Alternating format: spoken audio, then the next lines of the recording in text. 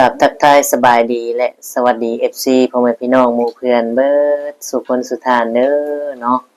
บ่ว่าสิเป็น FC ฝั่งไทยฝั่งลาวหรือต่างประเทศก็ยินดีต้อนรับเข้าสู่ช่อง YouTube ตู้คำปันสุขพี่น้องเนาะเอาพี่น้องมาเจอพ่อตู้คำมื้อนี้เนาะอยู่ห้องมื้อนี้เป็นตอนแรกวันจันทร์เนาะกล้องใหม่พี่น้องเนาะก็ตู้ชัดเจนเลยเนาะพี่น้องเอ้ยมื้อนี้ก็มุ้ยยังหลายทุกคำก็ได้เบิ่งคลิปหรือว่าได้ติดตามเนาะทางน้องมะนาวนั่นแหละพี่น้องเอ้ยมื้อนี้เนาะพี่น้องก็เห็นทั้งน้องมะนาวกับตู้ซิดไปส่งน้องเตอพี่น้องเอ้ยเนาะไปส่งน้องเตออยู่ไสเด้พี่น้องเอ้ยเนาะคือว่าเพิ่นไปส่งลงใต้พี่น้องเอ้ยเนาะลงไปปากเซไปอยู่สวนกาแฟเพิ่นว่าเนาะพี่น้องเนาะแม่นสวนแม่ผู้ที่จะเอาไปรอบก่อนนั้นบ่พี่น้องเอ้ยเนาะหรือว่าหม่องใหม่เนาะเพราะว่าน้องเตอก็หลายเทื่อหลายครั้งแล้วเนาะว่าจะไปแต่ก็ยังบ่มีโอกาสที่จะไปพี่น้องเอ้ยเนาะและเฮาก็ได้เห็นคลิปนี้ก็น้องเตอตัดสินใจไปพี่น้องเอ้ยเนาะไปหาเงินหาคำดีแล้วเนาะพี่น้องที่น้องเตอตัดสินใจไปหาเงินหาคำใหญ่เป็นบ่าวแหละเนาะพี่น้องบ่ออกสู่โลกกว้างก็บ่เห็นแดนใหญ่แดนกว้างไกลเนาะว่าจังไดพี่น้องบ่ออกไปสู่สังคมบ่ออกไปสู่โลกภายนอกก็บ่ฮู้เนาะพี่น้องก็ถือว่าได้ประสบการณ์ทุกสิ่งทุกอย่างประสบการณ์จะสอนเฮาเองพี่น้องเอ้ยเนาะเห็นแล้วก็ดีใจนํพี่น้องเอ้ยเนาะมีแต่ว่าเป็นกำลังใจให้แล้วก็ติดตามกันไปเรื่อยๆติดตามเบิ่งว่าน้องเตอเนี่ยจะอยู่ได้บ่หรือว่าจังไดน้องพี่น้องเนาะเดี๋ยวทุกคำจะพาไปเบิ่งคลิปจังน้อยนึงเนาะพี่น้องเนาะคลิปที่ว่าเพิ่นไปส่งน้องเตอเนาะเบิ่งก่อนเด้อพี่น้องเด้อใส่เนาะทุกสิทธิ์เพิ่นได้ไปส่งเนาะพี่น้องเนาะ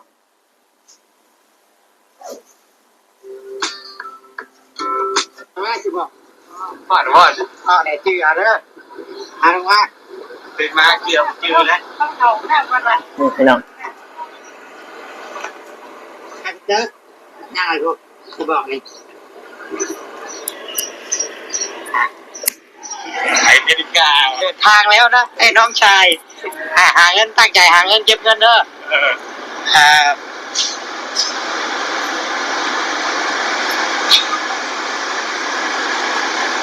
นี่เอาไปเด้อนี่ก้อนนี้บอลซื้อปีเด้อเนี่ยปากเซ่ไอ้ซื้อปีนี่ช่วยดูดินี่อยู่หลอกไปรถเสียไผ่หรอกโอเคส่งดีรถจะเข้านะกดจับนะเขาจะส่งนี่ก็ได้หรอกขังให้เด็กอยากเข้าน้ำในก็บอกง่ายเพื่อนเลย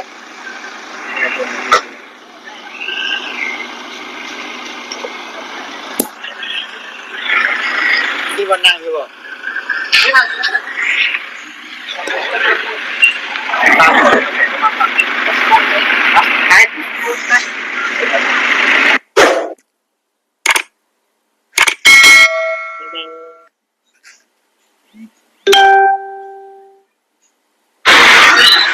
รับพี่น้องเอ๋ยเนาะเปิดภาพมาป้าองค์ขี่นั่นก็จะจากเนาะฉากเบาๆจะชื่อเอาอยู่พุ่นแน่มีอะไรสักมีเล่นหัวคันรถได้นี่ ก็จะชื่อเอาอยู่พุ่นให้คนพาชื่อโอเคหรอกในสาร ยุบดอกเพชรด้อยไฟเงิน เอ้ยเอาลืมใส่สากเดี๋ยวจะได้ข้าวนะโอเคไป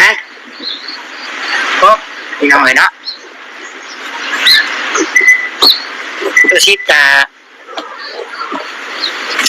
มาหมดเวียกมาเวียกเลยมานี่เข่าเต้ พี่น้องเลยเป็นยังไงเนาะในชมคลิปเพิ่นแหละพี่น้องเลยเนาะเราก็จะมานั่งร่วมกันบัดนี้พี่น้อง FC ของตุกคำหรือว่า FC ที่ติดตามน้องมะนาวและครอบครัวเพิ่นเนาะหลายๆครั้งที่น้องเตอว่าจะไปเก็บกาแฟเนาะพี่น้องเนาะล่าสุดปัจจุบันนี้น้องเตอก็ตัดสินใจเนาะก็ตัดสินใจเด็ดขาดไปหาเงินหาคำเนาะพี่น้องบ่รังเกียจงานบ่มีเงินน้อยบ่ค่อยวาสนาดุมันขยันไปอยู่ไสก็มีพี่น้องเงินน่ะเนาะเงินน่ะมีอยู่ทุกหม้องมีอยู่ทุกที่อยู่ที่ว่าเฮาจะหามันเป็นหรือจะดุจะขยันหาพี่น้องเอ้ยเนาะอยู่ไสก็มีเบิดเงินพี่น้องเอ้ยเนาะขอแต่ว่าเฮาดุมันขยันขันแข็งนี่ก็ครั้งแรกของน้องเตอที่ก้าวขาออกจากบ้านจากเรือนไปสู่โลกกว้างไกลเนาะก็บ่ได้ว่ามาประเทศไทยดอกพี่น้องเอ้ยเนาะก็ไปปักเซ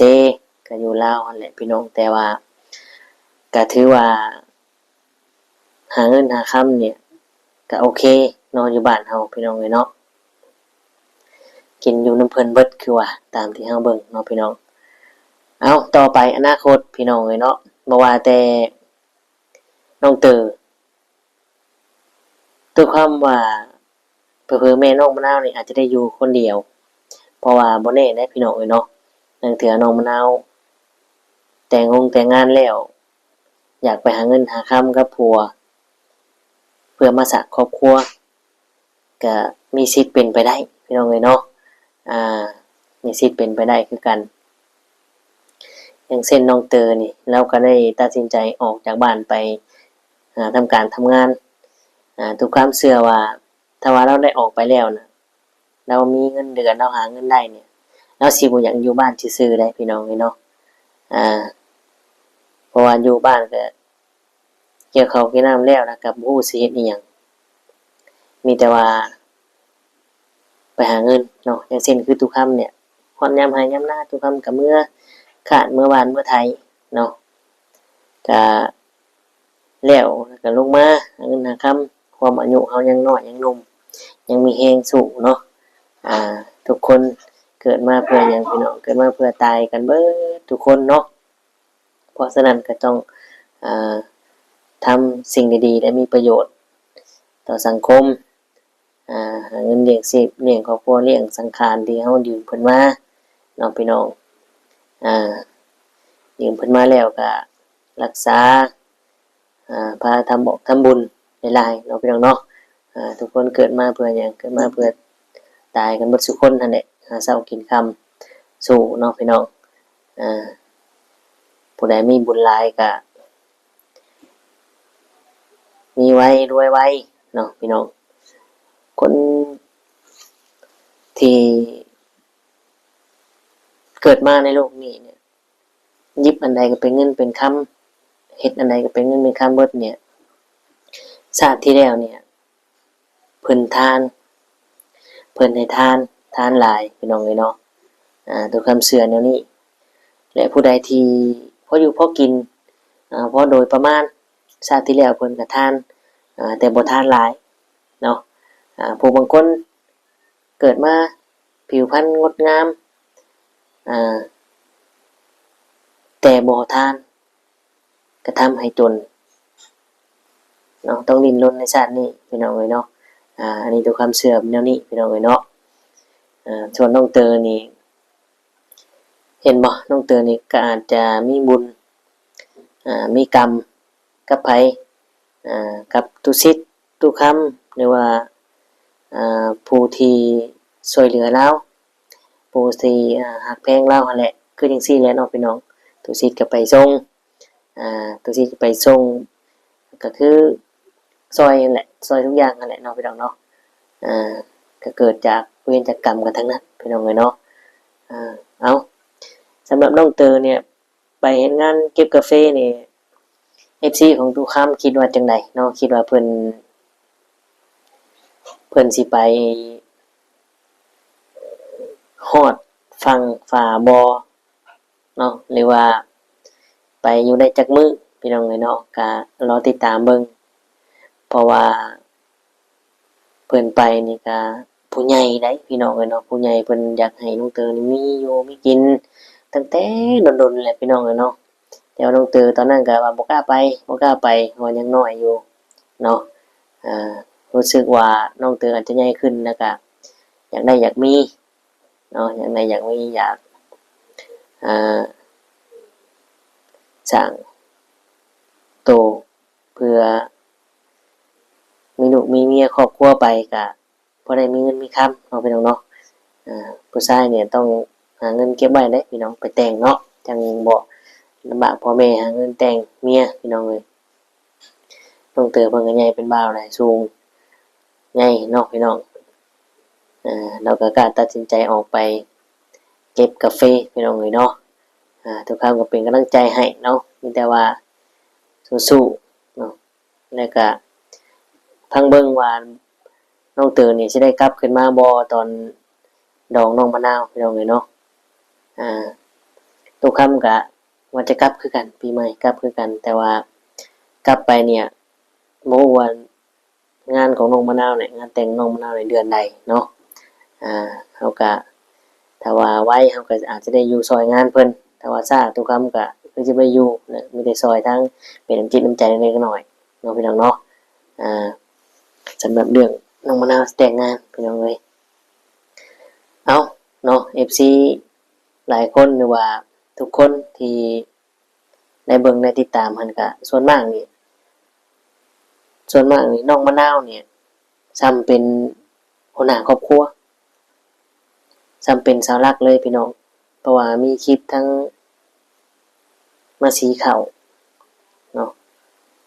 ก็ถือว่าทำหน้าที่ของลูกได้ดีเนาะเพราะฉะนั้นเราเห็นน้องทำได้ขนาดนี้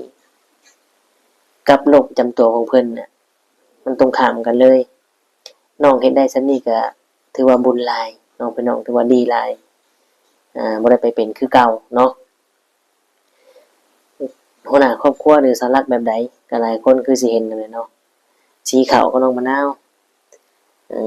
ตักน้ำเลยอิหยังก็น้องมะนาวคือจังซี่แหละมาหาตุสิทธิ์ไปส่งน้องกันน้องมะนาวเนาะแม่เพิ่นก็เผาให้เผาหน้าเผางัวเนาะพี่น้องเพิ่นก็บ่กล้าบางเทื่อแม่เพิ่นก็บ่กล้าแม่เราขี้อายเนาะแต่น้องมะนาวก็กล้าพี่น้องมาหาตุสิทธิ์ไปส่งน้องก็ไปส่งฮอดคิวรถพุ่นแหละพี่น้องเอ้ยเนาะเห็นแล้วก็ดีใจนำที่ว่ากล้าออกไปหาเงินหาค่ำกล้าออกจากบ้านจากเรือนเนาะคือว่าง่ายว่าเอาตัวเองรอดเนาะพี่น้องเลี้ยงเองได้เลี้ยงตัวเองกุ้มเอาตัวให้รอดก็ถือว่าโอเคแล้วเนาะพี่น้องเนาะเก็บกาแฟก็เป็นผู้ใหญ่เพิ่นแนะนำหรือว่าผู้ใหญ่เพิ่นอิโตนสงสารเพิ่นก็พาไปอยู่นำเฮาลุมันขยันขันแข็งไปอยู่ไสก็บ่อดตายพี่น้องคนขยันบ่อดตายแน่นอนเนาะเพราะว่าไปเนี่ย1พี่น้องห้องก็บ่ได้เช่าคือว่าเนาะกินอยู่นำเพิ่นเบิดมีแต่เก็บมากาแฟอยู่ที่ว่าน้องเตอสิอยู่ได้บ่เนาะเพราะว่าอยู่ใต้พุ่นนี่อยากหนาวนะพี่น้องเย็นหน้าร้อนนี่ก็ยังเย็นบ่ได้คืออยู่พี่ได้พี่น้องเอ้ยเนาะ อยู่ที่ว่าน้องเตอสิอยู่ได้ฮอดมื้อใดเนาะพี่น้องก็รอติดตามเพิ่นสิอดทนสู้ในจำใดเนาะบ่เคยไปพี่น้องไปแรกๆก็รู้สึกแบบบางเวงค่อยนำนั่นแหละพี่น้องเอ้ยเนาะทุกครั้งก็เคยเป็นแรกๆเข้าไปแล้วโอ้ยค่อยคิดฮอดบ้านนี่พออยู่โดนไปชินบ่อยากมื้อฮอดบ้านพี่น้องเอ้ยเนาะสำหรับตัวทุกคำได้สำหรับเตอทุกคำบ่ฮู้เนาะพี่น้องเนาะเอากะโอเคพี่น้องประมาณนี้ทุกคำก็ขอขอบคุณในหลาย FC พ่อแม่พี่น้องที่เขามาเบิ่งมาชม กดไลค์กดแชร์ให้กดติดตามกด Subscribe ขอบคุณทุกคนหลายๆเด้อเนาะพี่น้องสำหรับคลิปนี้ทุกคำคือสิได้ขอตัวกล่าวคำว่าสำบายดีและสวัสดีครับ